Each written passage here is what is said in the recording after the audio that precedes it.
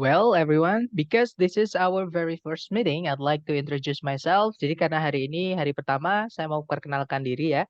So, my name is Priski Abimanyu Isnain. Usually my friends call me Priski, but my members at Kampo Inggris Pare usually call me Mr. P. Jadi feel free to call me Priski or Mr. P, ya guys. But I don't recommend you to browse my photos on Google using that name. Karena nanti yang keluar bukan muka saya, tapi ada lah gitu teman-teman. Intinya jangan mencari foto saya di Google pakai nama Mr. P ya. Nanti yang keluar bukan muka saya. Nah, Kemudian I've been teaching English for around 10 years ya. Jadi saya sudah sharing pengetahuan saya tentang bahasa Inggris kurang lebih sudah 10 tahun. And I'm still learning tuh. Jadi saya juga masih belajar ya, teman-teman. Jadi di sini kita belajar bareng. Nggak ada tutor, nggak ada member. Di sini kita sharing bareng seperti itu. I started teaching TOEFL around 2 years ago. Saya baru ngajar TOEFL kurang lebih 2 tahun yang lalu, masih belajar juga seperti itu.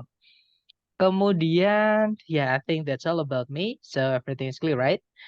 Sekarang saya mau kenalan dengan apa yang akan kita pelajari untuk 1 bulan ke depan. Nah, eh, yaitu TOEFL ya, teman-teman. Jadi apa sih TOEFL itu? So what is TOEFL? Jadi TOEFL stands for Test of English as a Foreign Language. Jadi TOEFL itu kepanjangannya adalah Test of English as a Foreign Language atau tes bahasa Inggris sebagai sebuah bahasa asing. Seperti yang kita tahu, kita nggak ngomong sama tetangga kita atau sama keluarga kita atau sama teman kita pakai bahasa Inggris, right? Kita pasti ngomongnya antara dua. Kalau nggak pakai bahasa daerah, pasti pakai bahasa Indonesia. Nah, bahasa daerah kita masing-masing itu adalah bahasa pertama kita atau biasanya sebutannya adalah mother tongue. For example, my mother tongue is Javanese. Jadi bahasa pertama saya adalah bahasa Jawa because I'm from East Java. Karena saya dari Jawa Timur ya, teman-teman. Bahkan sama-sama Jawa Timur pun kadang beda wilayah juga kadang kita susah untuk memahami kalau pakai bahasa masing-masing gitu. Nah, makanya ada namanya bahasa kedua. Bahasa kedua itu bahasa nasional kita yaitu bahasa Indonesia untuk menyatukan walaupun kita berbeda dari daerah yang berbeda-beda maksud saya, tapi kita masih bisa komunikasi karena kita punya bahasa kedua tadi, yaitu bahasa Indonesia atau bahasa pemersatu. Nah, selain bahasa daerah sama bahasa kedua, nah kita menyebutnya adalah bahasa asing.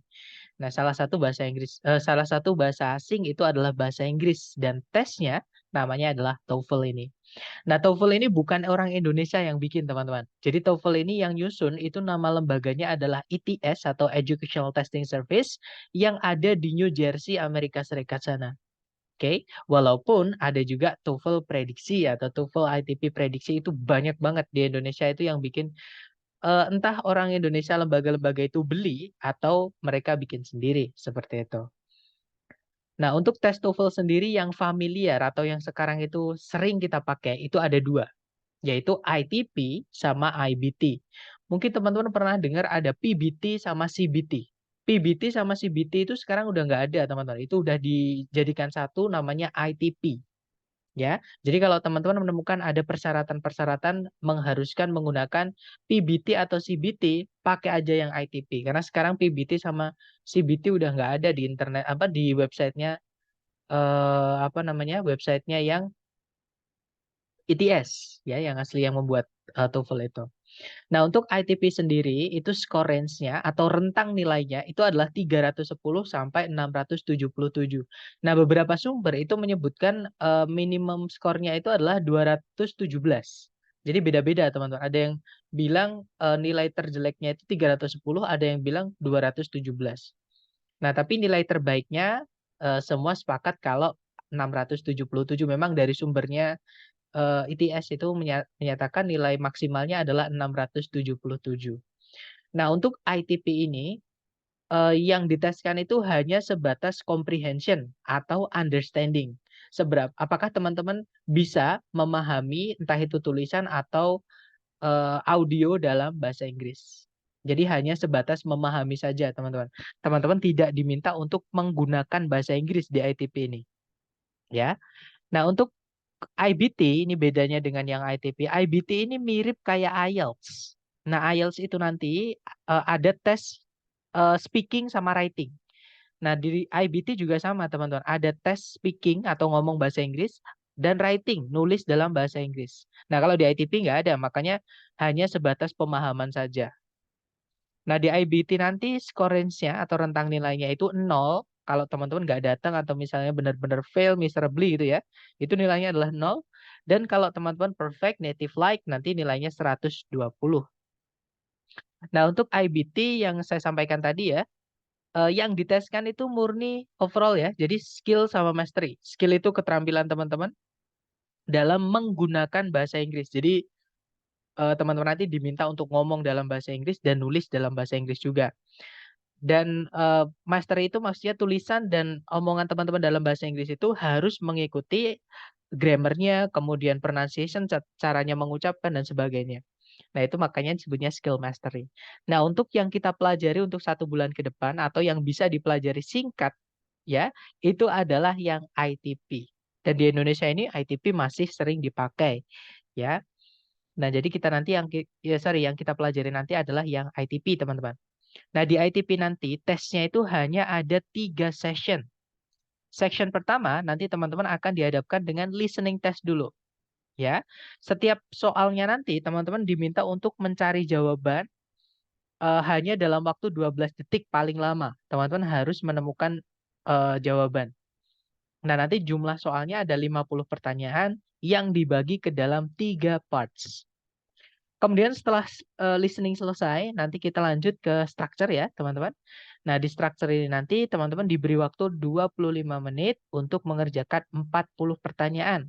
Yang mana 40 pertanyaan ini nanti dibagi ke dalam 2 bagian atau 2 parts. Nomor 1 sampai 15 namanya sentence completion atau melengkapi bagian kalimat yang hilang. Nah, nomor 16 sampai 40 itu namanya error analysis atau mencari kesalahan di dalam kalimat. Nah, setelah structure selesai, nanti teman-teman lanjut di reading. Nah, di reading ini teman-teman dikasih waktu 55 menit untuk menyelesaikan 50 pertanyaan. Ya. Jadi total soal TOEFL ITP itu adalah 140 totalnya ya. Nah, nanti waktu mengerjakannya itu kurang lebih 120-an. Ininya 2 jaman, teman-teman. Kalau yang asli dari TS. Tapi kalau prediksi kadang bisa lebih lama. Seperti itu. Nah, kemudian untuk belajarnya nanti itu kita tempuh dalam waktu 1 bulan ya. Nah, kita hari aktifnya hanya hari Senin sampai hari Jumat. Jadi eh, kita punya waktu 5 hari dalam seminggu karena 1 bulan itu kan ada 4 minggu, teman-teman. Jadi kita nanti kira-kira ada 20 meeting. Nah, tapi dikurangi meeting yang terakhir itu ada tesnya itu di hari ke-20. Nah, nanti di hari 1 sampai hari ke-10 kita fokus dulu dengan structure. Kita belajar dulu structure karena structure ini sebenarnya tipsnya cuma satu, teman-teman. Apa namanya yang perlu teman-teman lakukan itu sebenarnya cuma satu, cuman urut ya. Dari yang paling gampang dan yang paling penting. Jadi yang paling penting yang akan kita pelajari hari ini ya, yaitu subjek predikat. Semakin ke bawah ini bukan semakin tidak penting, teman-teman. Semakin kadang tidak keluar gitu. Ya, jadi yang paling atas itu yang paling penting, semakin ke bawah itu semakin tidak selalu dipakai gitu. Nah, nanti tapi semakin ke bawah itu semakin sulit seperti itu. Nah, kemudian setelah structure nanti selesai, kita lanjut ke listening. Jadi listening itu kita taruh di hari ke-11 sampai ke hari ke-13.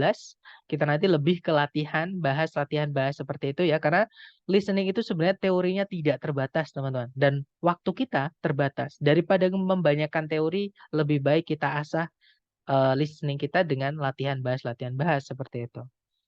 Nah, kemudian hari ke-14 sampai hari ke-19 kita lanjut ke reading ya. Ini sebelum tesnya di hari ke-20. Nah, reading ini sebenarnya teman-teman kita nanti hajar dalam 6 hari. Karena ada 6 chapter. Cuman saya menemukan cara yang lebih simple, cara yang lebih cepat untuk mengerjakan reading ini. Dan sudah saya buktikan. Jadi mungkin for your information teman-teman, setiap bulan saya itu masih mengikuti tes TOEFL yang asli dari ITS minimal sekali. Nah, untuk mengetahui perkembangan soalnya seperti itu. Jadi saya bisa mungkin bisa mengukur gitu ya, maksudnya yang keluar apa aja, dan kalau sempat itu biasanya saya foto soal-soalnya. Tapi jangan ditiru ya, nanti kalau teman-teman ketahuan Zoom itu nanti akan didiskualifikasi. Jadi cuman untuk soal-soal belum saya bisa sharing di forum publik atau reguler ya, kelas reguler karena eh, rekamannya nanti untuk kelas ini bisa ditonton semua orang. Takutnya nanti nyebar seperti itu. Nah, kemudian itu tadi ya, itu bisa dibilang silabus atau satu bulan nanti kita roadmap-nya seperti apa yang kita pelajari apa aja. Nah, itu tadi. Nah, sekarang rules di kelas atau aturan. Sebenarnya bukan aturan, teman-teman. Hanya gimana sih nanti kita di kelas gitu ya. Nah, yang pertama adalah attendance check atau daftar kehadiran. Daftar kehadiran ini hanya kita lakukan di hari pertama saja ini nanti. Jadi setelah kelas nanti, teman-teman akan saya kirimkan link absensi di grup ya untuk diisi. Dan untuk hari kedua atau besok dan seterusnya nanti yang akan mengecek kehadiran teman-teman itu adalah saya sendiri, teman-teman. Oke, lewat ini partisipannya Zoom. Jadi sebelum keluar dan sebelum kita mulai masuk, itu nanti saya selalu screenshot ya untuk saya cek daftar kehadiran seperti itu. Kemudian kalau teman-teman tadi misalkan ada kendala nggak bisa masuk, jangan lupa menyebutkan nama Zoom-nya ya. Karena kalau misalkan teman-teman hanya izin tanpa menyebutkan nama, bagaimana saya bisa tahu itu siapa gitu ya. Jadi kadang kalau ada izin ya saya oke aja, tapi saya nggak tahu itu siapa ya udah saya biarin gitu. Kemudian yang kedua itu raise. Kalau teman-teman ada pertanyaan, nggak perlu nunggu saya berhenti ngomong. Ya, takutnya nanti malah lupa mau tanya apa tadi gitu. Jadi kalau teman-teman ada pertanyaan langsung aja, boleh raise hand lewat partisipan atau you may leave a chat ya. Teman-teman boleh meninggalkan pertanyaannya apa di chat box atau teman-teman langsung excuse me sir atau question please atau gimana. Pokoknya potong aja nggak apa-apa, nggak perlu nunggu saya berhenti menjelaskan. Kemudian yang terakhir, nah ini yang paling penting buat teman-teman sendiri ya. Setiap periode kelas pasti saya ingatkan yang paling penting di TOEFL itu bukan grammar, bukan pronunciation teman-teman, tapi lebih ke vocab. Semakin banyak vocab teman-teman, semakin mudah mengerjakan TOEFL ini.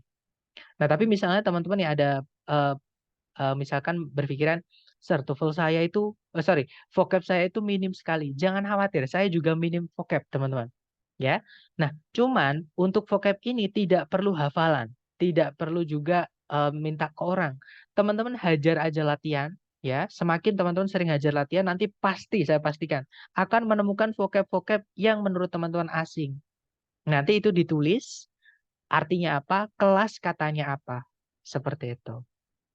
Jadi lebih lebih apa ya, lebih nempel di ingatan kita ketika kita nulis, teman-teman, daripada hafalan banyak, lebih baik kita tulis itu secara otomatis terekam. Dan kalau ada rekaman tulisan, kita lupa tinggal buka saja. Seperti itu. Dan yang terakhir ini monitoring. Monitoring ini adalah bentuk apa ya? Kayak pengawasan teman-teman gitu ya. Maksudnya kalau teman-teman mau belajar di luar kelas, di luar jam kelas seperti ini, entah ada soal-soal sendiri atau misalnya dari soal-soal yang sudah saya berikan nanti di Google Drive, ya itu nanti ada kesulitan apapun silahkan japri saya. Oke? Nanti nomor saya yang ini ya teman-teman. Atau saya biasanya yang share link untuk kelas. Nanti teman-teman langsung japri aja atau boleh di save seperti itu. Nah, itu tadi untuk penjelasan sedikit tentang program yang akan kita tempuh satu bulan ke depan. Mungkin ada yang mau ditanyain dulu, teman-teman, sebelum kita lanjut ke materi hari pertama tentang sentence atau kalimat. Silahkan kalau ada pertanyaan. Izin, Sir. Halo, ya, Mister, silakan. Misal nih, kalau saya kan udah kan isi Google Form nih di kelas siang. Apakah malamnya saya Oke. juga harus izin juga? Oh, no, no. Google Form itu hanya bisa diisi satu kali, teman-teman. Jadi, kalau Hmm. teman-teman sudah ngisi, misalkan nih, kan teman-teman boleh kok datang di keduanya, saya malah seneng gitu. Berarti di situ teman-teman semangat banget. Dan kadang yang nggak ditanyain di sesi sore itu biasanya keluar, ditanyain di sesi malam. Atau malah justru kebalikannya.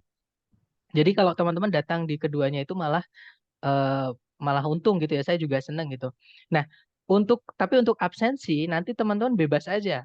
Di situ kan ada tulisan kira-kira teman-teman bisa lebih datangnya di sore atau malam itu salah satu aja nggak apa-apa. Nanti teman-teman bebas itu nggak terlalu penting gitu ya. Boleh diisi sore, boleh diisi malam. Tapi teman-teman datang di keduanya nggak masalah. Seperti itu.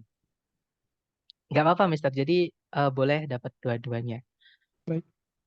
Oke, kemudian di chat Miss Ririn bertanya, nanti akan dapat rekaman Zoom kan tiap hari? Betul, Mei. Jadi setiap hari itu pasti entah sesi sore, entah sesi malam, pasti akan saya kirimkan rekamannya gitu ya. Nah, rekamannya itu nanti di YouTube, teman-teman. Jadi saya juga mohon bantuannya juga, teman-teman, untuk mengembangkan YouTube itu ya. Nanti teman-teman boleh bantu saya subscribe. Kalau teman-teman ada temennya yang mungkin penasaran pengen belajar TOEFL secara offline, maksudnya offline itu secara lewat video aja, e-course aja, nanti teman-teman kasih tahu linknya itu seperti itu. Nah, nanti vocab-vocab yang saya kumpulkan juga kalau misalnya ya, misalkan karena vocab-vocab yang saya ambil itu yang asli dari tes TOEFL ITS yang saya dapat ketika tes asli seperti itu. OTW sukses. Oke, terima kasih Miss Kansa. Nah, mungkin jadi pasti nanti saya kasih teman-teman. Dan ada nanti jadi yang saya kasihkan ke teman-teman setelah kelas ini adalah satu link untuk ini ya attendance check tadi. Kalau yang sudah ngisi ya nggak perlu diisi lagi nggak apa-apa. Kemudian yang kedua nanti link Google Drive di mana teman-teman bisa mendownload PDF dan apa namanya dan latihan-latihan soalnya ya. Kemudian yang ketiga itu adalah link rekaman kelas dan di bawahnya rekaman kelas itu nanti ada rekaman pembahasan latihan yang ada di Google Drive seperti itu. Kemudian ada pertanyaan juga dari Miss Nur Kolbi, mau nanya Kak, karena saya telat join, apakah kita bisa melakukan tesnya setiap hari terhitung 10 kali tes?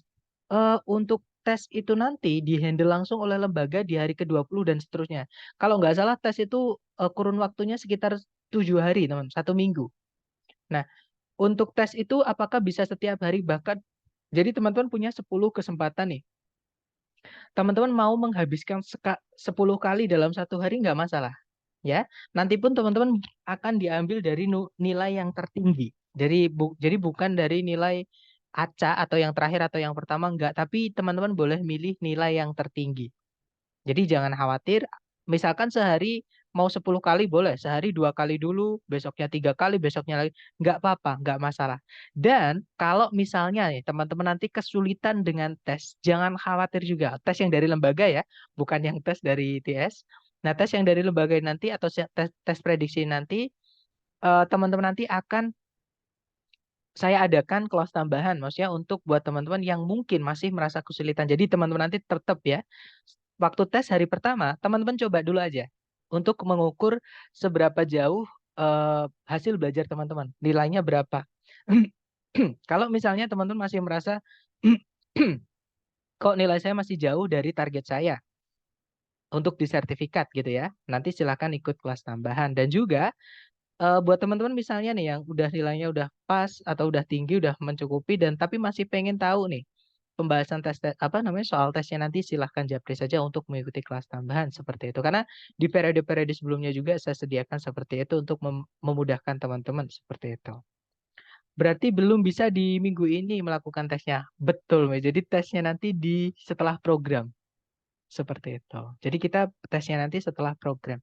Atau kalau teman-teman sebenarnya tes ini saya kurang paham ya teman-teman karena yang menghandle langsung dari lembaga. Apakah misalnya nih teman-teman bisa ambil tes ketika apa namanya? Ketika masih program seperti ini, nanti teman-teman langsung coba tanya ke admin saja. Tapi setahu saya nggak bisa ya. Setahu saya program dulu baru tes seperti itu, Mas. Karena banyak juga sebelum-sebelumnya itu yang tanya ke saya, Mister saya mau tesnya aja, bisa nggak gitu. Nah, untuk tes itu bukan saya mengadakan teman-teman, tapi lembaga. Makanya nanti teman-teman kalau mau tahu apapun mengenai tes, silahkan japri admin lembaga. Seperti itu. Sir, untuk hasil tesnya apakah bisa digunakan untuk persyaratan yudisium? Nah, ini tergantung kampusnya ya, Mas. Jadi ada beberapa alumni Kingdom ini memberitahu saya gitu ya. Sebenarnya saya yang tanya ketika masih ada kontak-kontakan gitu, kadang saya tanya gitu ya. Apa namanya? Bisa nggak dipakai untuk ini, bisa nggak dipakai itu. Sama kayak syarat BUMN teman-teman atau PNS, CPNS itu ya. Nah, ada yang memberitahukan ke saya itu bisa, ada yang memberitahukan ke saya itu juga tidak bisa, harus dari ITS yang asli. Nah, saya menyimpulkan kalau eh, untuk CPNS atau untuk kampus ini tergantung kampus atau CPNS-nya. Namanya aja TOEFL ITP ya, teman-teman, Institutional Testing Program. Otomatis nanti untuk eh, yang diteskan itu babnya apa aja, kemudian sertifikatnya dari mana aja, skornya berapa, itu nanti yang menentukan adalah eh, yang memberikan persyaratan TOEFL. Misalkan untuk syarat kampus ya, berarti coba tanyakan ke kampus. Apakah eh, sertifikat yang saya dapat dari lembaga ini bisa atau tidak. Tapi kalau Kingdom memang lembaganya udah terdaftar ya, teman-teman. Nah, jadi kalau untuk yang misalnya nih, beberapa CPNS kan ada yang mensyaratkan tes prediksi aja. Nah, itu dari sertifikat Kingdom bisa. Seperti itu. Apakah ini di bawah lisensi ITS? Kalau di bawah lisensi ITS tidak. Kalau teman-teman mau mengecek lembaga apa aja yang di bawah lisensinya ITS atau register atau authorized gitu ya, diotorisasi oleh ITS, eh, itu nama websitenya IEF. Nanti teman-teman boleh japri aja ke saya kalau misalkan teman-teman pengen tahu eh, lembaga apa aja dan nomor HP-nya untuk yang dihubungi yang mana aja. Nanti teman-teman japri saya aja. Nanti saya berikan linknya. Seperti itu. Oke, dapat ya, Miss. Jadi ini yang saya tahu karena memang yang memberikan tes prediksi itu banyak banget lembaga-lembaga di Indonesia, teman-teman. Tapi yang terotorisasi atau yang terdapat lisensi tadi ya dari ITS itu hanya beberapa saja. Karena saya dulu daftar di salah satu lembaga kursus yang ingin mengadakan juga, teman-teman. Tapi katanya kalau mau mengadakan itu katanya mahal. Jadi nggak jadi gitu. Nah sebenarnya saya nggak tahu sih semahal apa. Padahal kursusan itu sekarang itu terbesar se-Indonesia. Mengalahkan Ruang Guru dan sebagainya itu. Terbesar ya, bukan terbaik teman-teman.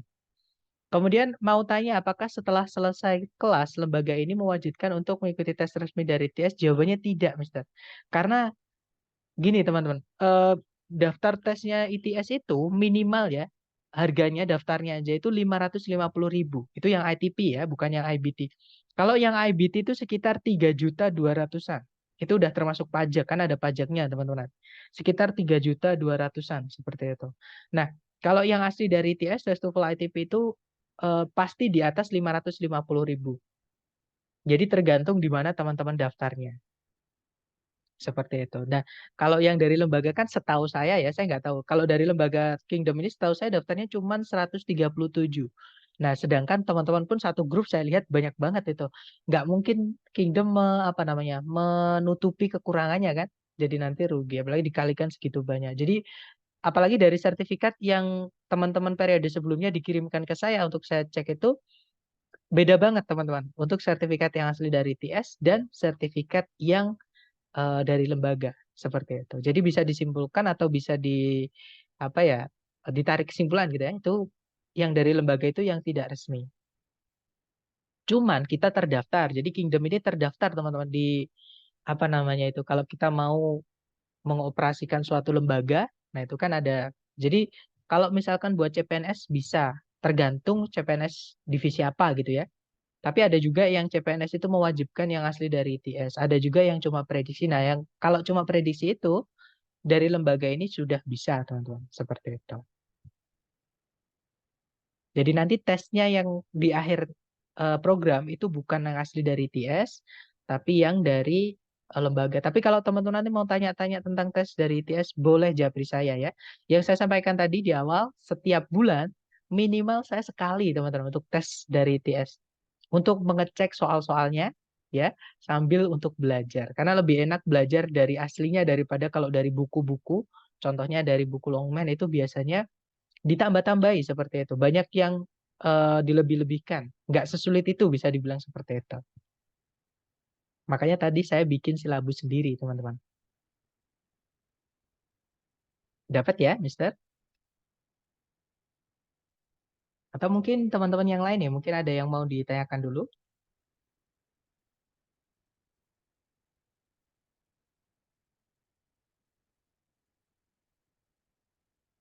sepertinya sudah tidak ada ya berarti sudah aman.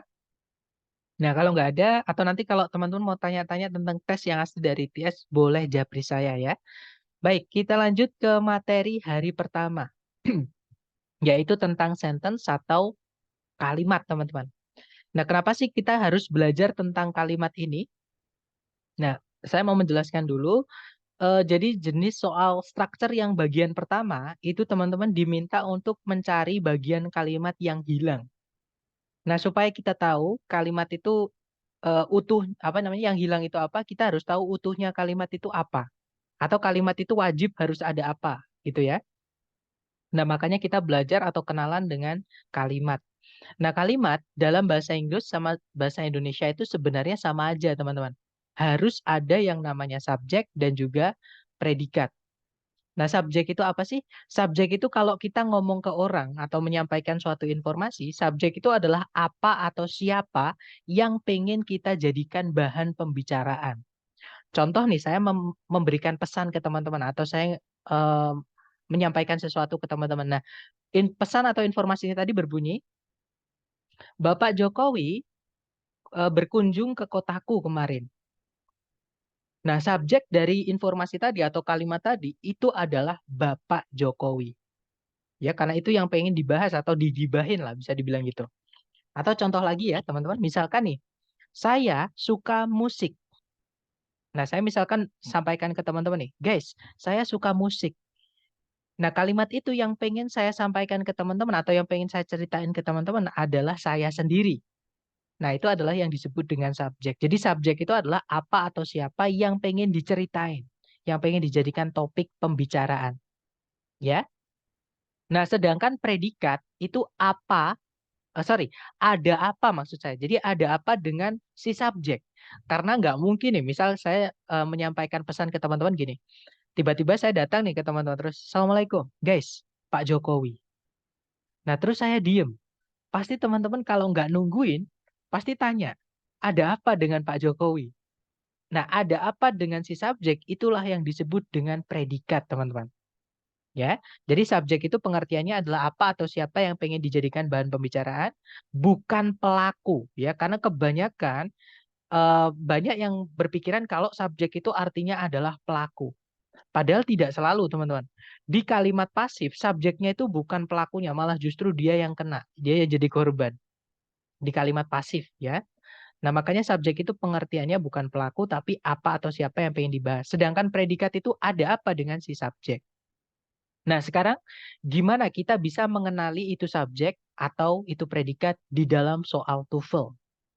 Nah, cara mengenali subjek, subjek itu teman-teman dibuatnya adalah di atau dari kata benda atau noun. Nah, kata benda itu sesuatu yang bisa teman-teman lihat, raba, terawang, putar, jilat, celupin. Ya, jadi bisa diputar, dijilat, sorry, dilihat, diraba, diterawang, diputar, dijilat, dicelupin. Oreo itu ya, itu kata benda teman-teman. Contohnya di sekitar teman-teman itu kata benda banyak banget. Misalnya laptop, misalnya komputer, misalnya tembok, misalkan meja, misalkan kursi, misalkan kulkas, lemari, dan seterusnya. Bahkan kita sendiri itu juga benda teman-teman. Benda hidup ya.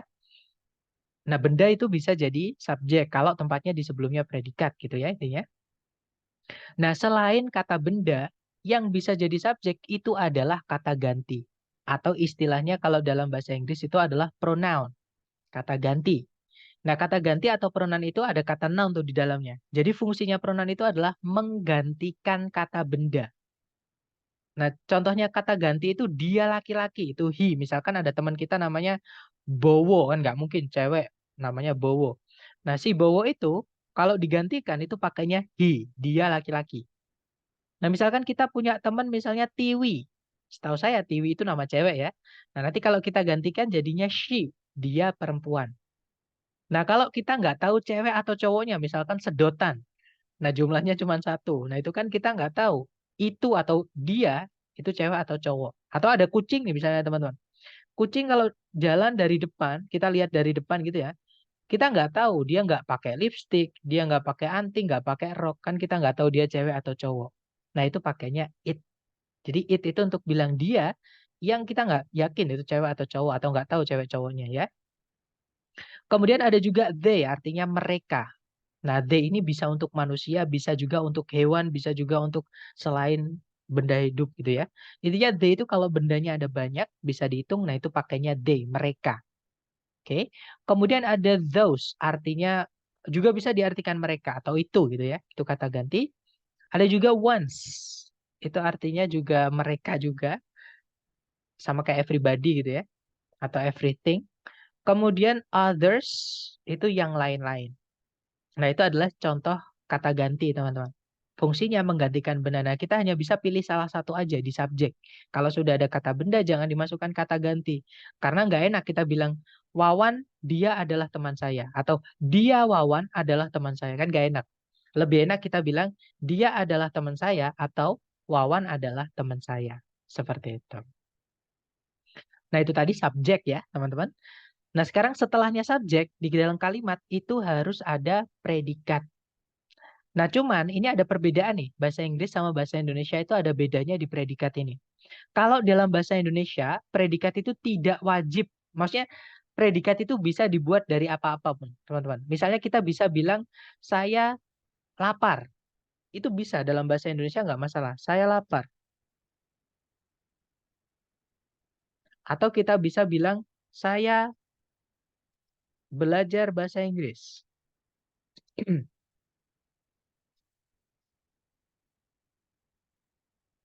Itu boleh, nggak ada masalah. Tapi kalau dalam bahasa Inggris, predikat itu wajib dibuat dari kata kerja, teman-teman.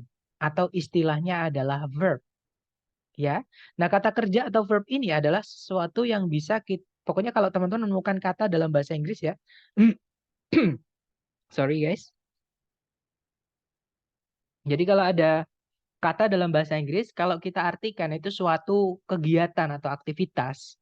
Nah, itu bisa dibilang kalau dia adalah kata kerja atau verb. Contohnya, berlari, berenang, belajar, melompat, mengambil, memasak, melupakan, mencintai, membenci. Itu adalah kata kerja, ya. Atau bahasa Inggrisnya verb. Nah, yang bisa jadi predikat itu cuman itu, teman-teman. Nah, terus bagaimana kita kalau mau bilang saya lapar? Kan kalau saya lapar, saya itu adalah kata ganti ya, subjek. Nah, lapar itu adalah kata sifat atau adjektif, bukan kata kerja. Ada yang tahu, teman-teman? Bahasa Inggrisnya saya lapar itu apa? I am hungry. That's right, I am hungry. Padahal yang artinya saya adalah I, yang artinya lapar adalah hungry. Tapi kenapa ada am di situ? Alasannya adalah itu tadi ya, teman-teman yang saya sampaikan. Kalimat dalam bahasa Inggris wajib punya kata kerja sebagai predikat. Makanya kita masukkan kata kerja to be itu hanya buat syarat saja. Jadi to be itu juga kata kerja, teman-teman. Walaupun dia nggak punya arti ya. Itu hanya buat syarat aja sebagai predikat pengganti kata kerja walaupun nggak punya arti. Saya baik-baik saja, I am fine. Saya di sini, I am here. Nah, here di sini itu kan kata keterangan, keterangan tempat. Kita nggak bisa bilang I here, nggak bisa. Kita bilangnya I'm here. Seperti itu. Jadi ketika kapan kita pakai to be ketika pesan yang kita sampaikan itu tidak ada kata kerja sebagai predikatnya. Nah, tapi kalau misalkan nih di dalam kalimat itu sudah ada kata kerja sebagai predikatnya, contohnya nih, saya belajar bahasa Inggris setiap hari. Bahasa Inggrisnya gimana? I study English every day. I Right. study English That's right. I study every day. English every day.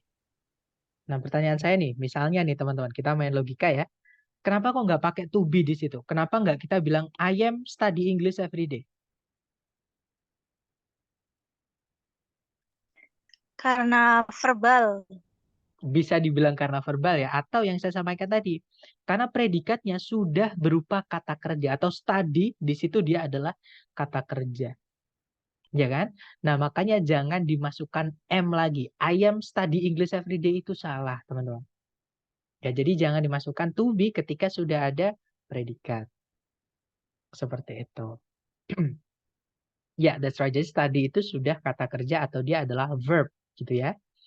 Nah, sekarang gini teman-teman. Masalahnya adalah, ini kita punya masalah lagi ya. Bahasa Inggris itu, kata kerjanya itu punya bentuk lebih dari satu.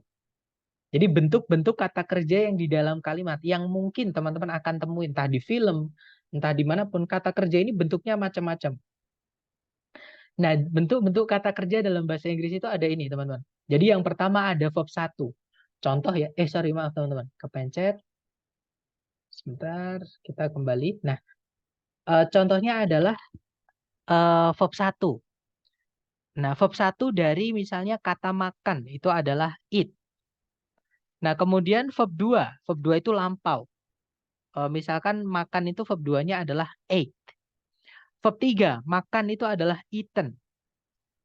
Verb SES itu adalah eats, makan itu ya. Kemudian verb, maaf teman-teman. Saya mau klik, saya pindahkan. Nah, gini ya, biar yang bawah sendiri kebagian gitu maksud saya. Nah, lanjut. Kemudian, teman-teman. Kemudian verb ing itu eating. Kemudian makan, kalau to verb 1 itu to eat, nanti artinya untuk makan atau untuk dimakan gitu ya. Nah, kemudian ada juga auxiliary yang ketemu sama verb gandengannya. Contoh ya, teman-teman. Misalkan ada akan makan. Will itu auxiliary, makanya nanti adalah verb 1 karena gandengannya modal itu adalah verb 1. Misalkan sedang makan. Nah, sedang itu pakai to be, teman-teman. Misalkan is. Nah, to be itu gandengannya adalah verb ing atau verb 3, tergantung. Tapi kalau kita mau makan, mau bilang sedang makan itu verb ing. Jadinya is eating. Kalau kalau dimakan atau sedang dimakan gitu ya, itu is eaten atau is being eaten gitulah. Dimakan. Kemudian contoh lagi, sudah makan. Sudah makan itu have eaten. Nah, ini adalah contoh auxiliary yang ketemu verb gandengannya. Bukan have ate ya, tapi nah, itu hilang ya teman tadi. Have eaten. Maaf, ada yang hilang di situ. Nah, that's right. Nah, ini adalah contoh-contoh kata kerja yang akan teman-teman temui di dalam kalimat dalam bahasa Inggris. Jadi kata kerja nggak enaknya dalam bahasa Inggris itu kata kerja itu bentuknya beda-beda. Ada banyak teman-teman. Mau bilang makan itu ada 1, 2, 3, 4, 5, 6, 7 bentuk. Ya. Dan itu nanti artinya atau penggunaannya masing-masing itu beda-beda. Seperti itu. Nah, cuman penggunaan itu nggak terlalu penting ya. Nanti yang atau tenses itu nggak terlalu penting. Nanti yang teman-teman perlu kuasai hanya perbedaannya lampau, yaitu verb 2, sama present, verb 1 atau verb SES. Itu aja. Oke, teman-teman. Nah, sekarang gini, kenapa kok nggak saya sebut aja subject verb? Mungkin teman-teman pernah nih kursus TOEFL. Atau misalnya teman-teman pernah dengar nih dari temennya misalnya menjelaskan subject verb, subject verb. Nah, tapi saya menghindari menggunakan istilah subject verb, teman-teman. Alasannya simple. Takutnya ketika teman-teman menemukan semua jenis verb ini, teman-teman anggap itu predikat. Padahal tidak semua jenis kata kerja ini yang akan teman-teman temui di kalimat ini bisa jadi predikat. Ya, makanya saya nyebutnya subjek predikat, bukan subjek verb. Nah, sekarang verb apa aja yang bisa jadi predikat dan verb apa aja yang nggak bisa jadi predikat. Nah, verb yang bisa jadi predikat itu hanyalah verb 1, verb 2, verb SES, kemudian auxiliary verb saja, teman-teman. Selain verb 1, verb 2, verb SES, auxiliary verb, kalau teman-teman menemukan ada kata kerja, misalnya nih, teman-teman menemukan ada verb 3 yang berdiri sendiri, nggak ada auxiliary sebelumnya. Itu bukan predikat, ya lewatin. Kalau teman-teman menemukan ada verb ing yang berdiri sendiri tanpa auxiliary sebelumnya, fix itu juga bukan predikat, lewatin teman-teman. Ada juga to verb 1 atau teman-teman menemukan verb 1 tapi sebelumnya ada to-nya. Itu lewatin, itu bukan predikat juga. Seperti itu. Oke. Jadi itu tadi adalah materi kita hari ini. Ini tidak perlu dihafal dan saran saya jangan menulis sambil mendengarkan teman-teman. Nanti pecah ya. Nah, nanti teman-teman boleh menulis sambil melihat rekaman ya. Untuk sementara, boleh teman-teman foto dulu atau screenshot dulu sambil nanti kita latihan, teman-teman lihat foto atau screenshotannya. Dan mungkin sambil teman-teman foto, adakah yang mau ditanyakan dulu? Silahkan teman-teman kalau ada yang mau ditanyakan.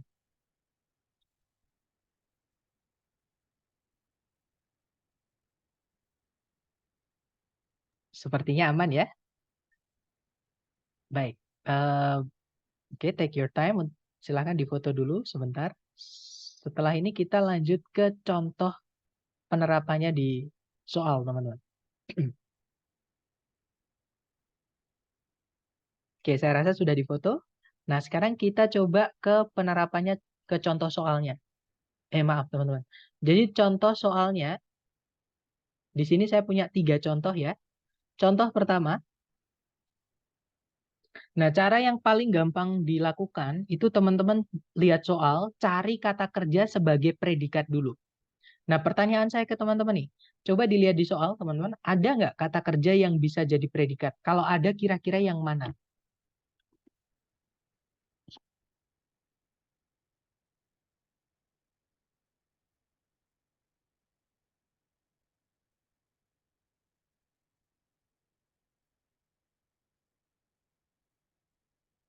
Ada yang menemukan predikat di soal? Jangan takut salah, teman-teman. Tadi kan predikat ada 3 tuh. Nah, sebentar, di chat sepertinya ada yang menjawab. Ya, ada are itu ya, teman-teman. Ya, betul. Di soal itu ada predikat. Pokoknya kalau teman-teman menemukan keluarganya tuh Binta itu is, am, are, was, were, fix itu predikat. Nah, di sini to be-nya itu berfungsi sebagai auxiliary, teman-teman. Karena setelahnya ada kata kerja, yaitu verb 3. Nah, kalau verb 3 sebelumnya ada auxiliary seperti ini, itu bisa jadi predikat. Tapi kalau sebelumnya nggak ada auxiliary-nya, dia tidak bisa jadi predikat. Ya, nah ini kebetulan ada auxiliary. Jadi to be itu di sini sebagai auxiliary. Di sini kita punya predikat, tapi belum ada subjeknya.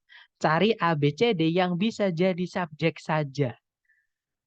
Ya, berarti jawabannya adalah ya betul, Mr. Dani, yaitu yang alfa. Karena di situ kita hanya butuh subjek saja. Jangan ditambah-tambahi, jangan dihilangkan. Oke? Nah, yang bisa jadi subjek cuman yang alfa. Kalau yang bravo, teman-teman, itu ada istilah namanya conjunction atau kelas kata baru ya, namanya conjunction.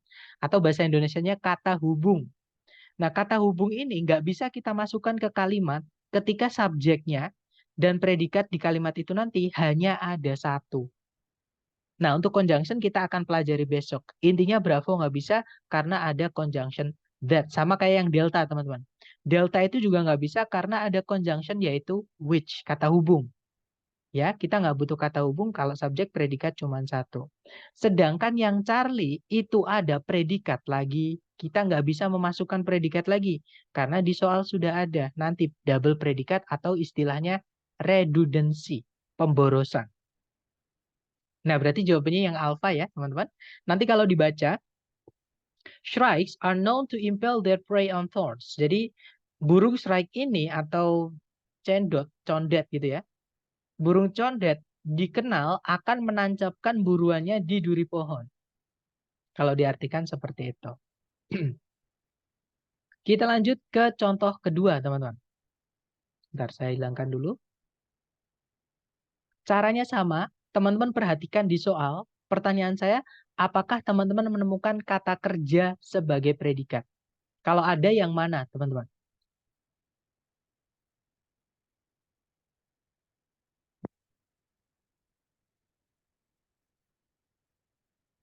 Nah, ternyata langsung menjawab nih semuanya. Ya, betul. Jawabannya adalah yang Charlie ya. Jadi alasannya adalah di soal kita tidak punya predikat. Tapi sudah punya subjek ya. Sebelum titik-titik itu sudah ada subjek. Jadi kita hanya butuh predikat saja. Nah, A, B, C, D yang predikat saja hanyalah yang Charlie. Kalau yang alpha itu dia ditambahi subjek. Nggak bisa double nanti subjeknya. Kalau yang Bravo itu nggak ada predikatnya. Delta juga sama nggak ada predikatnya. Kita tadi butuhnya predikat. Ya kan? Nah, yang Charlie ini bentuknya adalah auxiliary verb. Oke.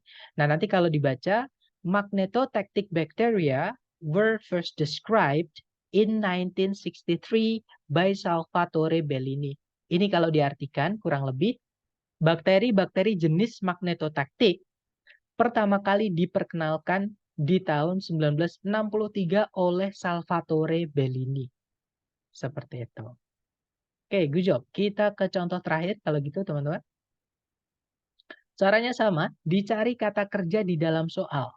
Ada nggak predikat di situ? Kata kerja yang bisa jadi predikat. Kalau ada yang mana, teman-teman? Nggak ada. Ya, betul. Tidak ada ya.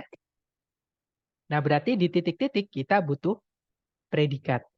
Nah, karena di titik-titik itu kan paling depan, teman-teman. Ya kan? Di paling depan soal.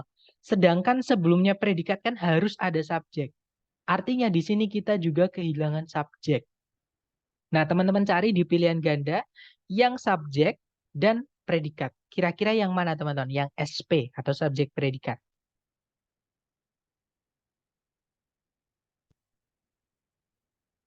Nah, ada jawaban Alpha, Bravo, Charlie, Delta. Sudah lengkap nih. Mari kita cek bersama aja ya. Yang pertama kita coba lihat yang Alpha, teman-teman. Seperti biasa, paling gampang kita cari kata kerja sebagai predikat dulu. Yang Alpha ada kemungkinan predikat. Kenapa saya bilang kemungkinan? Waste, teman-teman, itu bisa jadi kata kerja, artinya menyia-nyiakan atau membuang-buang. Masalahnya adalah, waste ini kan kalau dia verb, dia adalah verb 1, teman-teman. Nah, verb 1 itu dipakai untuk menyatakan fakta, atau present ya istilahnya, ketika subjeknya jamak. Sedangkan subjeknya, coconut, itu kan nggak ada S-nya, teman-teman. Nah, itu berarti dia nggak jamak, dia tunggal. Nggak mungkin ini, verb 1 harusnya verb SCS. Nah, waste di sini ada kemungkinan kedua, teman. Kan ini udah kita ini ya, udah kita apa namanya? Kita bantah gitu ya kalau dia adalah kata kerja. Dia bukan kata kerja, teman-teman. Nggak mungkin subjeknya tunggal diikuti verb 1. Jadi verb 1 itu dipakai ketika subjeknya banyak. Nah, caranya membanyakkan kata benda atau subjek itu kita tambahkan S. Jadi harusnya di situ coconuts. Oke. Nah, waste itu ada kemungkinan lagi. Waste itu juga bisa jadi kata benda, teman-teman. Artinya adalah limbah. Nah, kalau itu malah ini mungkin. Tapi kalau ini kata benda atau limbah, kita tidak punya kata kerja sebagai predikat di pilihan alfa. Sedangkan tadi kita butuhnya subjek sama predikat. Nah, berarti alfa nggak bisa ya, Nek. Dan ini alasan juga, teman-teman. Kenapa saya meminta teman-teman mencari dulu predikat di soal? Karena kadang subjek itu panjang banget seperti ini. Ya, kata benda itu kadang bisa panjang banget. Bahkan lebih panjang dari ini juga ada, teman-teman. Oke, nanti kita akan pelajari alasannya di hari ke-6 dan hari ke-7. Ya. Kemudian kalau yang Bravo, di situ ada subjek, tapi ada conjunction. Kita nggak butuh conjunction, teman-teman. Kalau subjek, apalagi nggak ada predikatnya. Bravo nggak bisa, oke? Kalau yang Charlie, di situ ada subjek, yaitu coconut waste briquettes. Ada conjunction juga, walaupun ada predikat. Nggak bisa ya, teman-teman. Kita nggak butuh conjunction kalau subjek predikat cuma satu. Nah, jawabannya adalah yang delta. Subjeknya adalah coconut waste briquettes, predikatnya adalah reduce. Nah, nanti kalau diartikan, briquette limbah kelapa, atau ini ya yang digambar ini, mengurangi penggundulan hutan di seluruh dunia. Kalau diartikan kurang lebih seperti itu. Jadi jawabannya adalah yang delta, teman-teman. Doser itu juga verb 1 karena subjeknya briquettes-nya banyak, ada S-nya di situ, teman-teman. Ya kan? Nah, kalau subjeknya jamak nanti digantinya itu kalau kita rubah pakai kata ganti ya itu pakainya they. Nah, they itu verb predikatnya nanti kalau di fakta itu adalah verb 1 karena dia jamak. Seperti itu. Mister, please repeat why verb 3 cannot be predicate. Thank you. Oke. Jadi ada alasan, teman-teman. Kenapa verb 3 itu nggak bisa jadi predikat. Yang pertama, itu saya akan coba dengan pendekatan arti. Verb 3 itu artinya nanti adalah yang di, teman-teman. Coba ya, teman-teman. Dengarkan kalimat yang saya sampaikan ke teman-teman baik-baik. Misalnya nih, saya bilang ke teman-teman, buku yang kamu pinjam kemarin, nah yang saya sampaikan ke teman-teman itu udah selesai belum? Buku yang dipinjam kemarin, Belum. Udah. belum kan? Belum, Mister. Karena belum kan pasti orang yang kita ajak omong kalau atau misalkan kita bilang gini, bilang ke ayah kita lah misalnya, ya dompet yang ditaruh di atas kulkas kemarin. Nah, pasti ayah kita nungguin, teman-teman. Ada apa dengan dompet itu gitu? Ada apa dengan dompet yang ditaruh di atas kulkas kemarin? Nah, itu adalah alasan kenapa verb 3 nggak bisa jadi predikat. Ya, dari segi arti, artinya adalah yang di. Pesannya nanti nggak selesai. Itu alasan dari segi arti. Sekarang alasan dari segi kebahasaan atau grammar gitu ya. Jadi verb 3 itu istilah di grammar namanya adalah participle, teman-teman. Lebih tepatnya adalah past participle. Nah, ini istilah nggak penting sebenarnya ya. Karena saya sendiri juga sangat membenci nama-nama di dalam grammar. Saya sendiri juga tutor grammar, tapi saya agak anti dengan nama-nama ini. Karena menurut saya nggak penting nama itu, teman-teman. Nah, cuman intinya apa sih past participle itu? Past participle itu adalah kata sifatnya adalah kata sifat atau adjektif. Ya, jadi verb yang sudah verb 3 dan dia berdiri sendiri tanpa auxiliary sebelumnya di dalam kalimat itu dia akan berubah menjadi adjektif, teman-teman. Kayak apa namanya? Kayak kalau bahan kimia itu dia berubah, misalnya kena oksigen dia berubah apa gitu.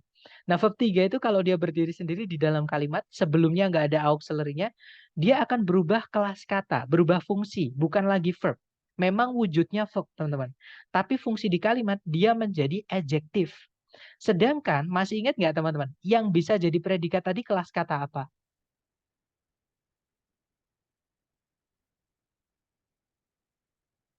Ada yang masih ingat? Kelas kata apa dalam bahasa Inggris yang bisa, ya betul, yaitu kelas kata verb atau kata kerja. Ya. Nah, sedangkan verb 3 itu kalau di dalam kalimat ketika dia berdiri itu dianggap sebagai kata sifat, teman-teman. Atau fungsinya udah berubah menjadi kata sifat. Makanya dia nggak bisa jadi predikat. Jadi ada dua penjelasan ya, kenapa verb 3 nggak bisa jadi predikat seperti itu. Jadi yang pertama, dari segi arti, kalau kita bilang ke orang nih, rumah yang dibeli oleh Mr. P kemarin, bedakan ketika saya bilang gini, rumah itu dibeli oleh Mr. P kemarin. Beda kan? Lebih selesai kalau yang bawah. Kalau nggak ada yangnya. Itu selesai kalimatnya. Rumah itu dibeli oleh Mr. P kemarin. Tapi kalau kita bilang rumah yang dibeli oleh Mr. P kemarin itu nggak selesai, teman-teman. Kalau dikasih yang nggak selesai. Nah itu kata sifat. Sama kayak kita bilang gini. Kucing yang lucu. Orang yang baik. Kemudian wanita yang cantik. Nah, yang itu pasti menjelaskan benda dan itu adalah kata sifat. Yang cantik, beautiful, itu kata sifat. Boleh dicek di kamus, teman-teman. Yang lucu itu cute, itu adalah kata sifat juga. Boleh dicek di kamus. Kemudian ada juga yang baik hati. Kind, K-I-N-D atau generous, suka memberi itu ya. Boleh dicek di kamus, dia adalah kata sifat. Nah, kata sifat itu kalau di Inggriskan nanti kalau di bahasa Indonesia kan maksudnya misalkan beautiful girl, gadis yang cantik. Big house, rumah yang besar. Jadi ada yangnya. Sama kayak di verb 3 ini, nanti artinya yang di. Seperti itu. Dia adalah kata sifat. Gimana Mister? Dapat alasan kenapa verb 3 nggak bisa jadi predikat, Mister Yusri?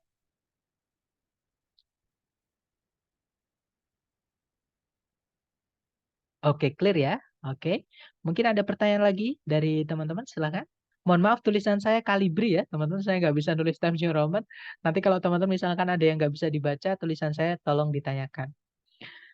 Mister, untuk membedakan verb 2 dan verb 3 yang akhirannya ed gimana ya, Mister? Nah, mohon maaf Mister Brahma, itu nggak bisa saya eh, jawab sekarang.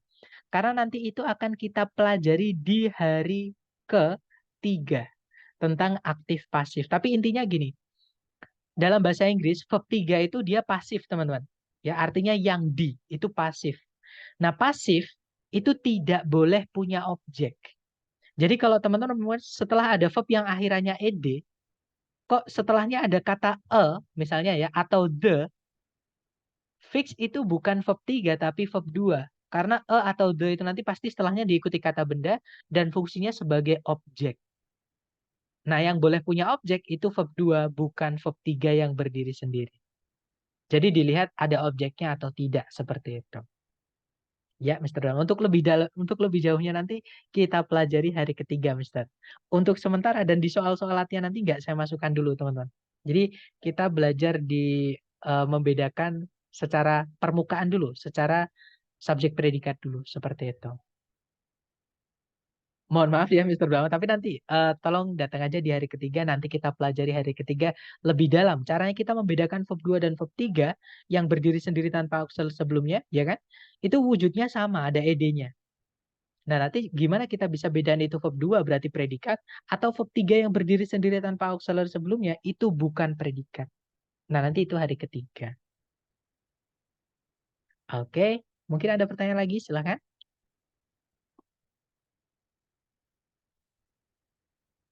Sepertinya aman ya, teman-teman. Baik, kalau nggak ada pertanyaan, mari kita praktek ke latihan soal buat teman-teman. Di sini ada satu soal, jangan takut benar ya teman-teman, kita belajar. Waktunya 30 detik di pojok kanan atas, dimulai dari sekarang. Sorry teman-teman, sepertinya ada sedikit masalah. Sebentar ya. Give me one.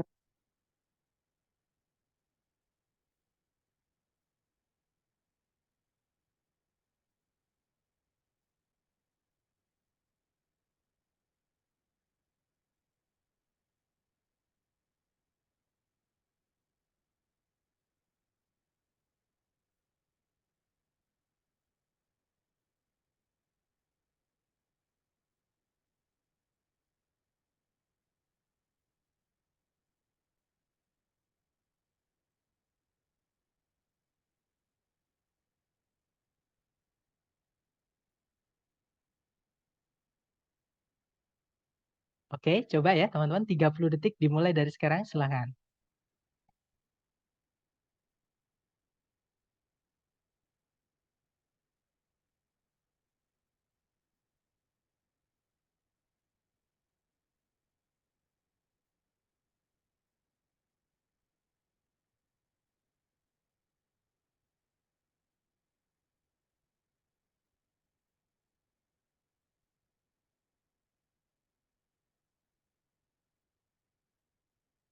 Oke, thumbs up. Silahkan jawabannya teman-teman dikirim di chat dulu. Mohon maaf tadi, jadi tampilan PPT itu setiap periode selalu saya perbaiki ya teman-teman. Dan tadi saya lupa ada animasi yang saya tinggalkan. Akhirnya otomatis keluar tadi ya. Nah, tapi sudah saya fix. Mari kita cek ada jawaban Charlie, Charlie, Charlie, dan saya lihat semuanya teman-teman menjawab Charlie. Mari kita cek teman-teman. Seperti biasa cari kata kerja sebagai predikat dulu. Kalau ditarik dari depan ke belakang ada kata kerja transmit, artinya mengirim, sama kayak send. Ya, nah berarti ini kita punya predikat tapi belum ada subjek. Ya betul, jawabannya adalah yang Charlie teman-teman. Alpha salah karena ada conjunction, Bravo salah karena double predikat, Delta salah karena ada conjunction ya, jadi jawabannya Charlie. Nah nanti kalau dibaca, neurons transmit electrical signals within the brain. Nah kalau diartikan, apa namanya, neurons itu saraf-saraf otak gitu ya, mengirimkan sinyal-sinyal elektronik di dalam otak gitu kalau diartikan seperti itu. Oke, kita lanjut sebentar di chat. Oke, ada jawabannya Charlie ya, Miss. Kita lanjut ke nomor berikutnya. Sebentar, teman-teman. Silahkan dicoba dulu waktunya. Sebentar. Waktunya, maaf teman-teman. Waktunya 30 detik dimulai dari sekarang. Silahkan teman-teman.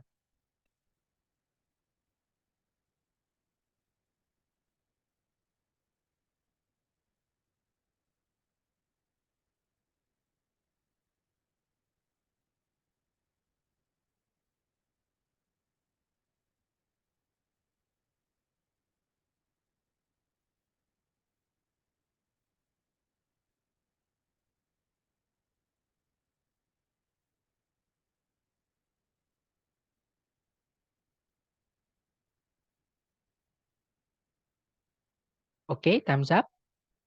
Baik, ada jawaban alfa, alfa, alfa, alfa, alfa, alfa. Dan saya lihat semuanya teman-teman menjawab alfa ya. Kita cek bersama. Seperti biasa kalau pertama kali yang kita cari adalah predikat. Di situ ada were.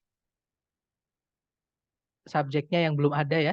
Sorry, subjeknya yang belum ada. Maaf, tadi saya juga naruhnya kebalik. I'm sorry guys.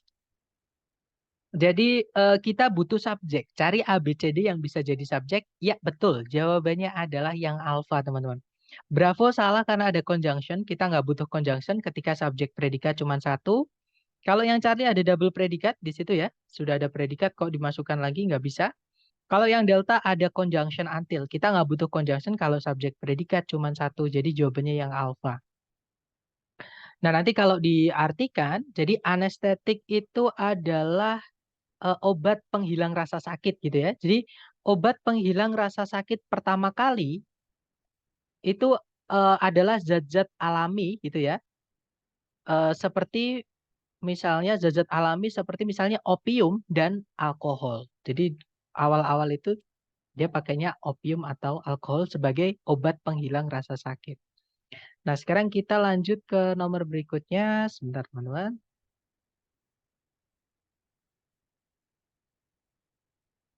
Oke, teman-teman coba dulu ya. Sebentar. Silahkan teman-teman, 30 detik dimulai dari sekarang.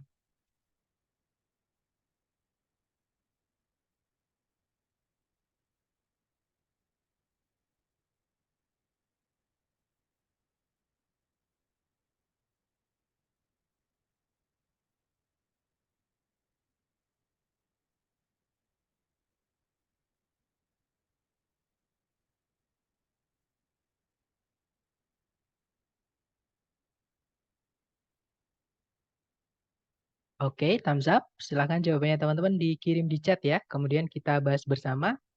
Oke, ada jawaban delta, delta, delta, dan saya lihat semuanya menjawab delta. Mari kita cek. Seperti biasa cari predikat dulu. Kata kerja yang bisa jadi predikat di situ nggak ada ya, teman-teman. Nah, di situ kita juga belum punya subjeknya. Berarti kita cari subjek dan predikat. Oke.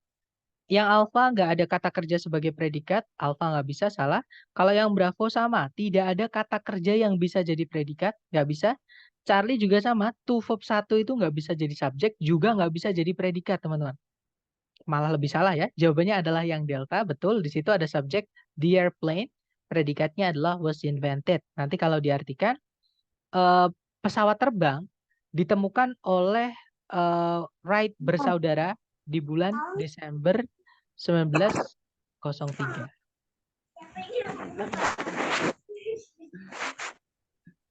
Mungkin ada pertanyaan?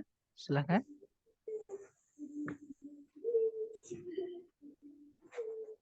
Nggak ada ya, saya mute dulu. Mohon maaf.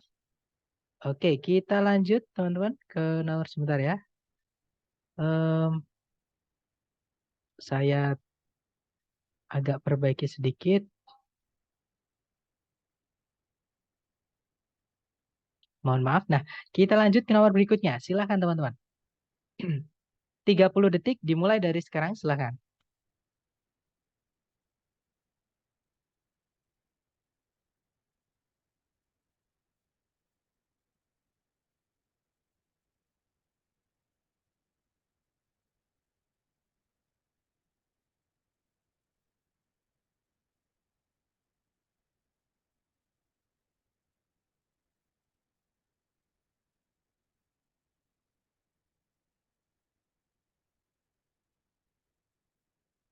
Oke, thumbs up. Silahkan jawabannya teman-teman dikirim di chat ya.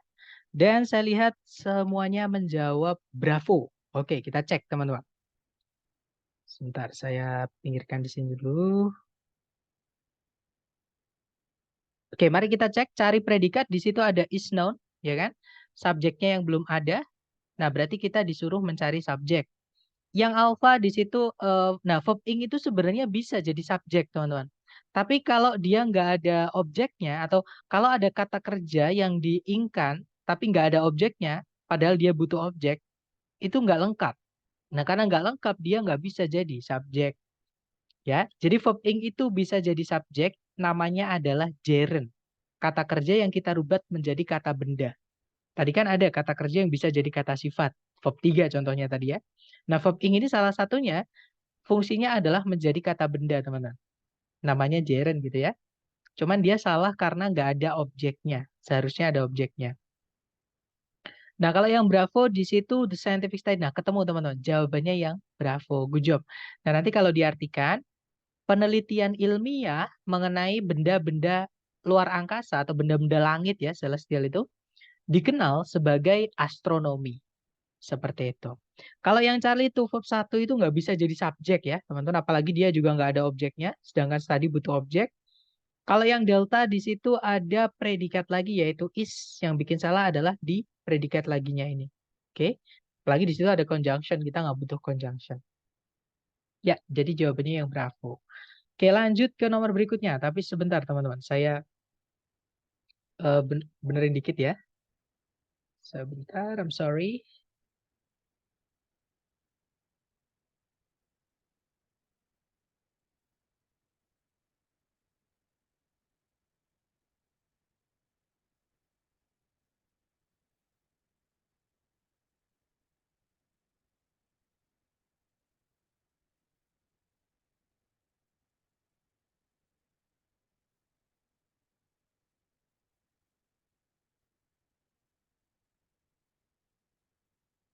Oke, silakan teman-teman. Dicoba dulu 30 detik dimulai dari sekarang ya, silakan.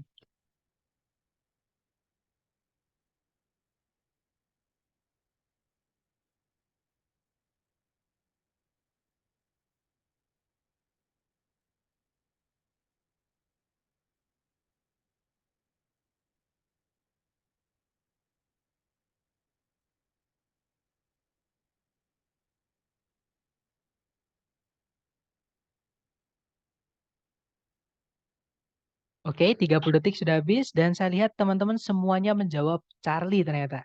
Mari kita cek bersama ya, teman-teman. Seperti biasa kita cari predikatnya dulu. Kalau ditarik dari depan ke belakang, di situ nggak ada kata kerja yang bisa jadi predikat. Nah, berarti di sini kita butuh predikat. Subjeknya dolphins. Nah, kita sudah punya subjek tapi belum punya predikat. Carikan ABCD yang bisa jadi predikat. Yang alpha, verb ing yang berdiri sendiri tanpa auxiliary sebelumnya nggak bisa jadi predikat ya. Kalau yang bravo, double subjek. Kita nggak butuh subjek double. Kita hanya butuh predikat saja. Nah, kalau yang Charlie itu predikat, kemungkinan Charlie bisa. Delta tidak bisa jadi predikat karena to verb 1 tidak bisa jadi predikat. Jadi jawabannya yang Charlie, teman-teman. Nah, nanti kalau dibaca, dolphins use echolocation for navigating and locating prey underwater. Kalau diartikan, lumba-lumba itu menggunakan echolocation atau apa ya, melacak lokasi menggunakan gelombang suara gitu ya. Untuk menavigasikan atau untuk pergerakan gitu ya, dan untuk melacak mangsa di bawah air. Oke, lanjut ke nomor berikutnya. Tapi seperti biasa, mohon maaf sebentar ya teman-teman. Saya perbaiki sedikit PPT-nya karena ada yang ketinggalan.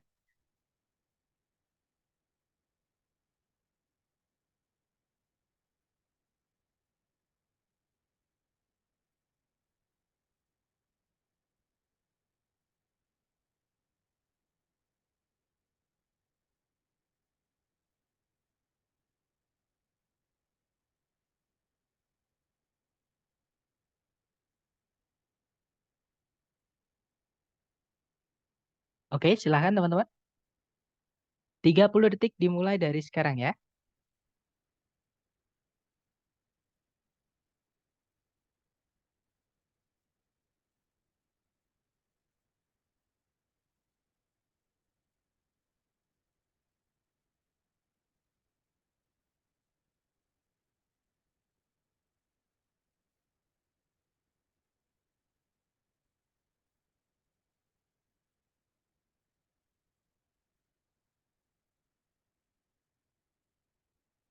Oke, thumbs up. Dan saya lihat teman-teman semuanya menjawab alpha. Mari kita cek. Cari kata kerja yang bisa jadi predikat, teman-teman. Kalau ditarik dari depan ke belakang, tidak ada kata kerja yang bisa jadi predikat. Nah, di sini berarti kita butuh kata kerja yang bisa jadi predikat atau eh, subjek juga kita butuh ya. Jadi butuh subjek sama predikat di situ. Cari ABCD yang bisa jadi subjek sama predikat. Yang alpha ada subjek pankreas, predikatnya produces. Nah, ketemu. Jawabannya adalah yang alpha. Nah, nanti kalau diartikan, pankreas itu menghasilkan insulin untuk mengatur tingkat kadar gula darah. Seperti itu. Oke, kita lanjut ke nomor berikutnya. Tapi seperti biasa, I'm sorry guys. Saya rubah dulu PPT-nya sedikit ya. Karena ada yang ketinggalan.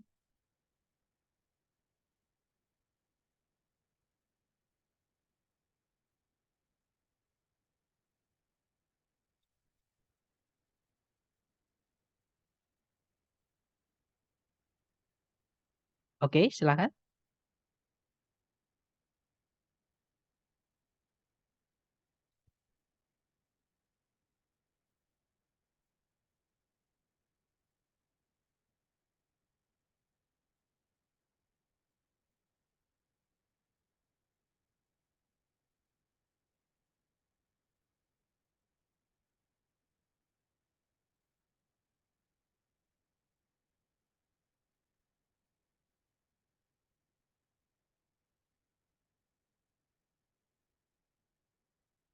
Oke, thumbs up teman-teman. Silahkan jawabannya dikirim di chat ya. Dan saya lihat semuanya menjawab bravo.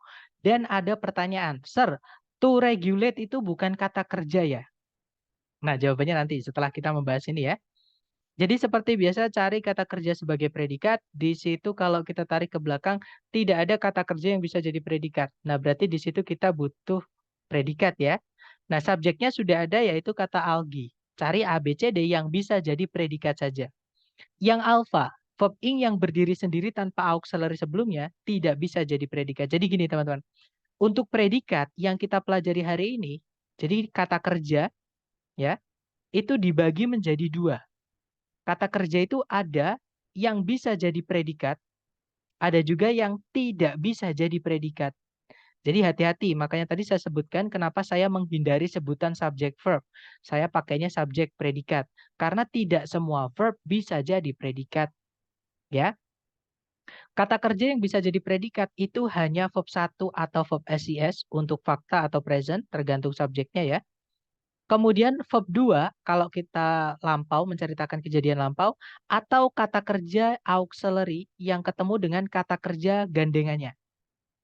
Nah, jadi hanya 3 kata kerja ini saja yang bisa jadi predikat. Nah, kemudian ada juga kata kerja yang tidak bisa jadi predikat, yaitu verb ing yang berdiri sendiri, sebelumnya nggak ada auxiliary-nya, contohnya yang alpha ini ya.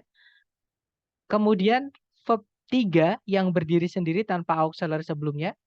Dan yang terakhir adalah to verb 1. Itu juga nggak bisa jadi predikat walaupun dia kata kerja, teman-teman. Ya, jadi kalau ada pertanyaan, Sir, to regulate tadi apakah kata kerja? Jawabannya iya, Miss, itu kata kerja. Tapi tidak bisa jadi predikat. Sama kayak yang Charlie. Yang Charlie ini, itu walaupun dia kata kerja, dia tidak bisa jadi predikat. Sedangkan di soal tadi kita butuhnya predikat. Ya, sama kayak to acquire, to regular, to use, to have, to make. Pokoknya to verb 1 itu nggak bisa jadi predikat. Ya. Kalau yang delta, acquisition, kalau ada kata-kata yang berakhiran dengan tion-tion, 90% teman-teman. Ya. Jadi itu adalah kata benda. Sama acquisition itu adalah kata benda. Nah, kata benda itu fungsinya kalau nggak subjek ya objek, bukan predikat. Tadi kan di soal kita butuhnya predikat, ya kan? Nah, berarti delta nggak bisa. Jawabannya adalah yang bravo. Nah, verb SIS itu fungsinya hanya bisa jadi predikat. Nah, jadi sekalian saya menjawab yang tadi ya. To regular itu apakah verb? Dia adalah verb. Nah, pertanyaannya apakah dia predikat atau bukan? Jawabannya bukan. Jadi dia termasuk ke dalam verb yang bukan predikat. Seperti itu, Miss. Atau kita kembali ya, coba mengintip soal yang sebelumnya tadi. Nah, jadi kan kita cari predikat, to regulate apakah bukan kata kerja? Jawabannya kata kerja. Tapi apakah dia predikat? Bukan. Seperti itu. Ya, jadi ini apa namanya? Kita butuh subjek predikat seperti itu. Gimana, Miss? Dapat ya? Atau kita lanjut ke soal berikutnya dulu? Nah, silakan teman-teman.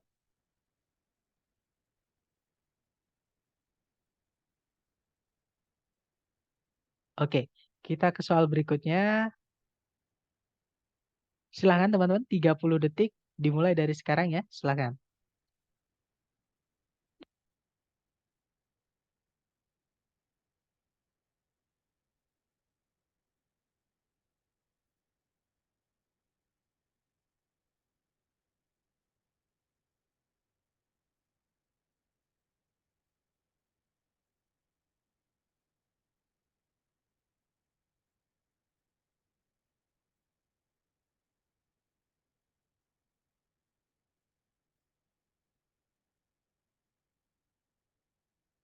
Oke, thumbs up teman-teman. Mohon maaf tadi saya juga lupa merubah ini ya. Nah, teman-teman, tapi saya lihat semuanya jawabannya benar, yaitu alfa. Ya, jawabannya memang alfa, teman-teman. Di situ ada predikat, introduce, tapi belum ada subjeknya. Nah, A, B, C, D yang subjek aja itu cuman yang alfa. Bravo salah karena ada conjunction, Charlie salah karena ada conjunction, Delta salah karena double predikat. Ya, jadi jawabannya yang alfa. Nanti kalau diartikan, Albert Einstein memperkenalkan konsep dari teori relativitas itu di tahun berapa tadi? 1905. Oke, sekarang kita ke nomor 9. Tapi sebentar teman-teman, saya perbaiki sedikit ya. So, please bear with me. Mohon maaf, tolong ditunggu sebentar.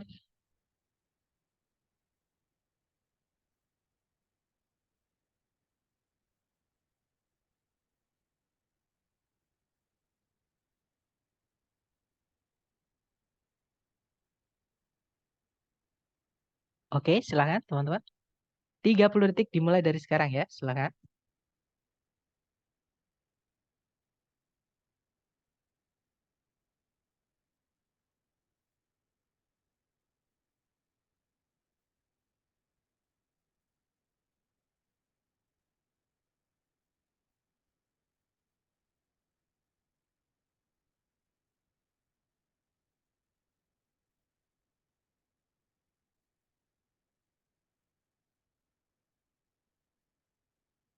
Oke, thumbs up. Silakan jawabannya teman-teman dikirim di chat semuanya ya. Dan saya lihat semuanya menjawab alpha.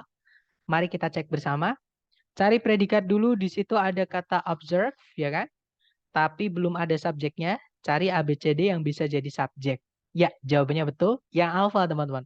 Bravo salah karena ada conjunction, Charlie salah karena ada conjunction, Delta juga sama.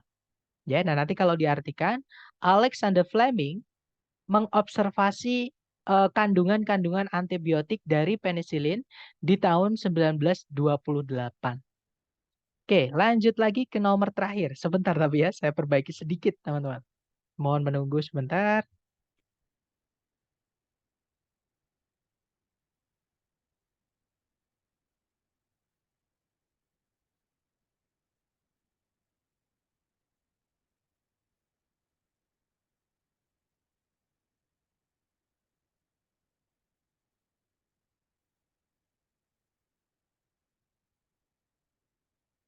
Oke, silahkan.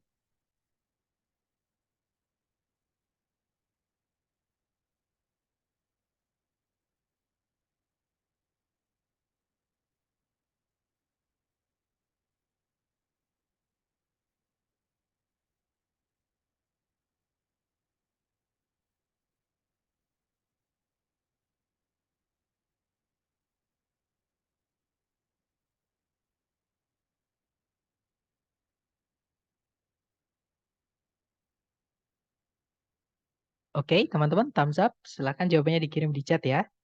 Dan saya lihat semuanya menjawab alfa. Mari kita cek. Seperti biasa, dicari kata kerja sebagai predikat dulu di soal. Kalau ditarik dari depan ke belakang, di situ kita belum punya predikat ya. Subjeknya juga belum ada, teman-teman. Lah, kok hilang? Maaf, di sini kita juga kehilangan, sorry, kita kehilangan subjek ya. Intinya di sini kita juga kehilangan subjek. Berarti kita butuh subjek sama predikat. Cuman dia nggak keluar ya di sini, teman-teman. Nah, cari ABCD yang subjek sama predikat. Yang alpha ada subjek taste buds, predikatnya adalah detect. Nah, jadi kemungkinan alpha bisa. Kalau Bravo ada subjek tapi nggak ada predikat ya, nggak bisa. Charlie ada conjunction. Kita nggak butuh conjunction kalau soalnya hanya punya, kalau kalimatnya hanya punya satu subjek, satu predikat. Oke. Nah, kalau yang terakhir yang delta sama. Ada satu subjek, satu predikat, tapi pakai conjunction nggak bisa, teman-teman.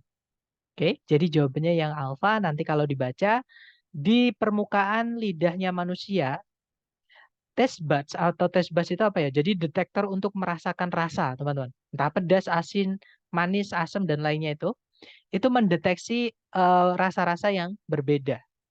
Seperti itu. Ya, jawabannya adalah yang alfa. Nah, itu tadi teman-teman dan mohon maaf ada sedikit masalah dengan PowerPoint ya karena saya tadi edit dan lupa, ada yang lupa gitu. Nah, tapi kurang lebih itu tadi, kesimpulannya adalah kalimat itu wajib punya subjek sama predikat.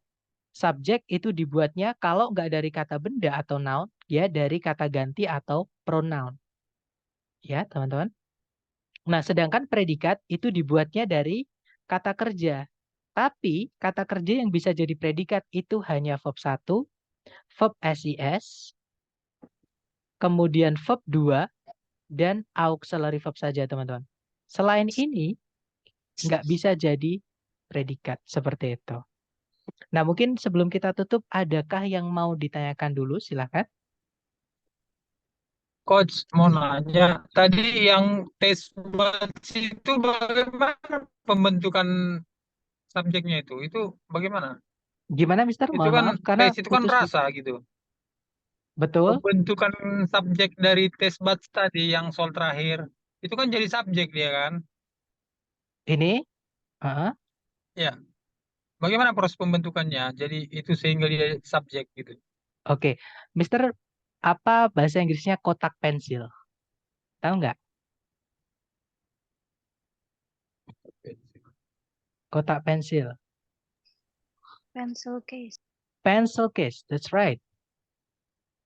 Pencil case. Kalau pencil case-nya banyak atau kotak pensilnya banyak, itu bahasa Inggrisnya adalah pencil cases atau pencil boxes.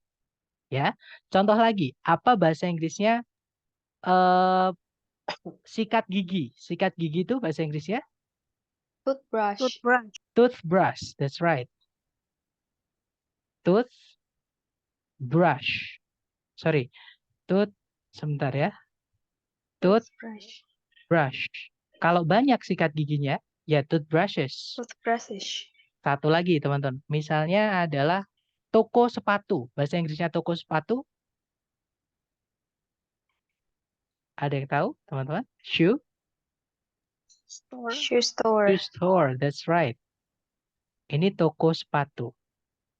Nah, kalau jamak atau tokonya banyak, itu adalah shoe stores. Shoe stores. Right. Nah, sekarang sama kayak tes bud. Jadi bud itu sebenarnya kalau diartikan, bahasa Indonesianya apa ya, teman? Karena kalau di dalam bahasa Jawa itu buah yang belum, atau bunga yang belum mekar. Itu kalau di bahasa di saya, di Jawa itu kasar, teman-teman. Cuman, atau nyebutnya bakal buah gitu ya. Atau teman-teman mungkin pernah dengar cotton bud. Nah, cotton bud itu dinamai bud karena ujungnya itu berbentuk seperti ini, teman-teman. Seperti ini. Jadi kayak air mata gitu. Jadi seperti ini ya kan. Misalkan ada buah jambu tuh, jambu air misalnya yang sering biasanya. Itu kalau belum jadi bunga itu berbentuk seperti ini biasanya. Kayak bawang gitu ya. Nah, itu nyebutnya bud. Cuman bahasa Indonesianya itu saya nggak tahu. Tapi kurang lebih kalau diartikan ini adalah reseptor rasa. Jadi reseptor rasa itu susunannya sama kayak toothbrush tadi, sikat gigi. Sama kayak pencil case, kotak pensil. Sama kayak toko sepatu, shoe store. Toko sepatu, sikat gigi, kotak pensil. Reseptor rasa, seperti itu.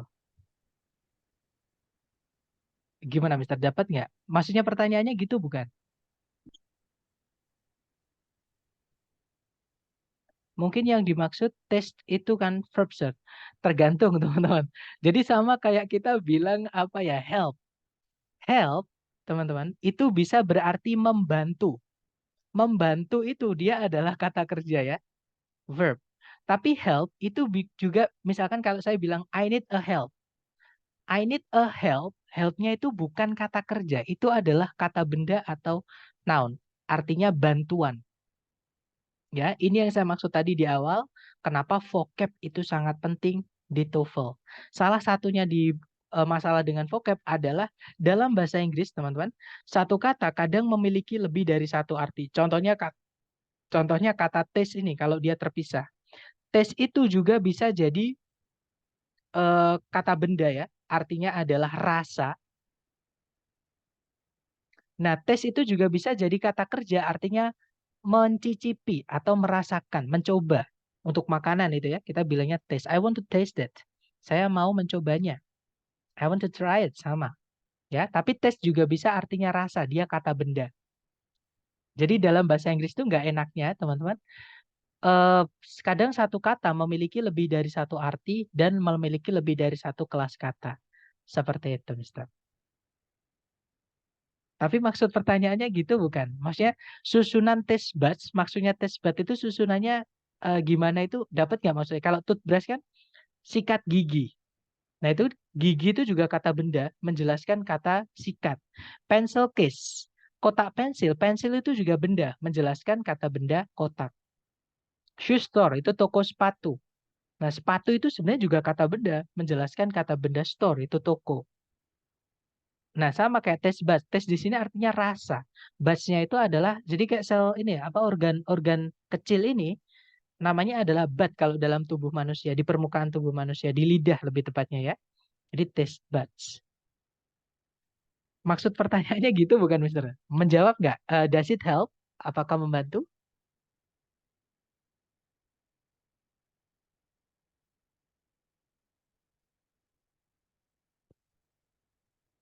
Halo, Mister? Apakah masih ada di sini?